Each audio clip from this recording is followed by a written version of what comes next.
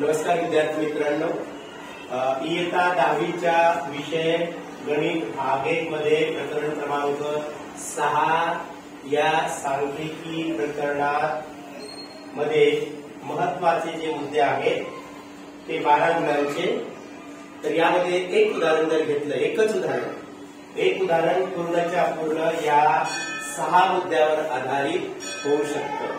समजा एक उदाहरण आहे, 150 कामगार आहेत एका कंपनीत आणि त्यांनी जमा केलेली रक्कम असेल समजा 1000 पासून 1000 ते 2000, 2000 ते 3000, 3000 ते 4000 आणि 4000 ते 5000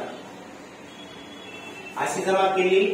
तर सरळ पद्धतीमध्ये मध्य काढायचे तर 4 कॉलम बनवायचे, गृहीत मध्य पद्धतीमध्ये 5 कॉलम बनवायचे, मध्य प्रमाण विचलनामध्ये 7 स्तंभ बनवायचे. आणि हेच उदाहरण मध्य पद्धतीने पण सोडू शकतो, हेच उदाहरण बहुलक पद्धतीने पण सोडू शकतो, हेच उदाहरण या उदाहरणाचा वृत्तालेख पण काढू शकतो, याच उदाहरणाचा आयतालेख पण काढू शकतो आणि याच उदाहरणाचा वारंवारता बहुभुज सुद्धा काढू शकतो. म्हणजे हे उदाहरण हे सर्व 6च्या 6 मुद्द्याला धरून आहे. तर याच्यामध्ये मध्ये हे सर्व रुपये जमा केलेले आहेत कामगारांनी.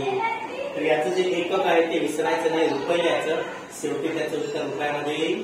कारण हे कामगारांनी 150 कामगारांनी कंपनीमधल्या कामगारांनी जमा केलेली रक्कम आहे अशा प्रकारची ही.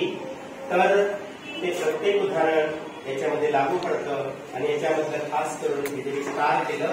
गृहीत मध्य पद्धत असेल, बहुलक असेल किंवा आयतालेख असेल, वारंवारता बहुभुज असेल, ही महत्वाची मुद्दे आहे. एक प्रकरण 12 गुणांसाठी एवढ्या मुद्द्यावर आधारित.